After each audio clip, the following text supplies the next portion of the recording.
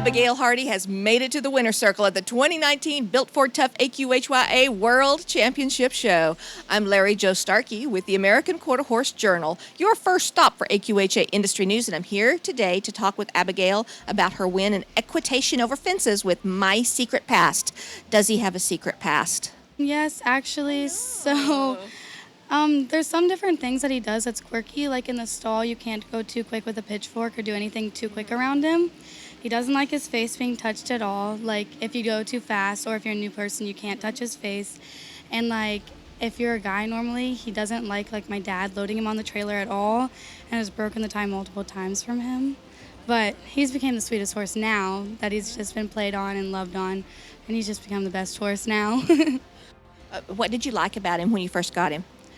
He was my first actual nice horse. I had very crazy, not broke, young or just wild horses since I was little, and I loved them all, but I got refused on and bucked off, and finally Cam was the first horse that I could just actually ride and have fun and not be worried about getting hurt. We have seen you here so many times. You've been reserve world champion, you've been in the top 10, but this is your first world championship. What did it mean to you today? This World Championship meant a lot to me because we've been working so hard for so long to get here, and today was the day that we finally just came together and won.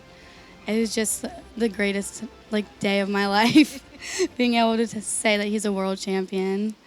It was amazing. Could you walk me through your run? So when we first came in, we went straight to the out of the line, and it was good. It was a little tight, but we wanted him to jump up a little big.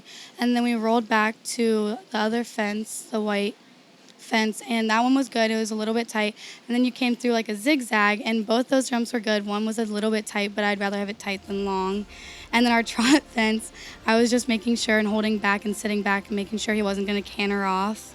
And then we rolled back to our oxer, and I took the short turn because I like how he rolls back. And he was just amazing about everything and listened the entire time and was just there with me the entire time. Is there anyone you would like to thank today? I'd like to thank my whole family, the Furlongs for helping me through everything at the World Show and me always being late. I'd like to thank any other trainer that's ever helped me in my life and the friends that have surrounded me. And I also want to thank David Miller for the lucky martingale. I've got to ask you about being late. You said that might have been an issue this morning.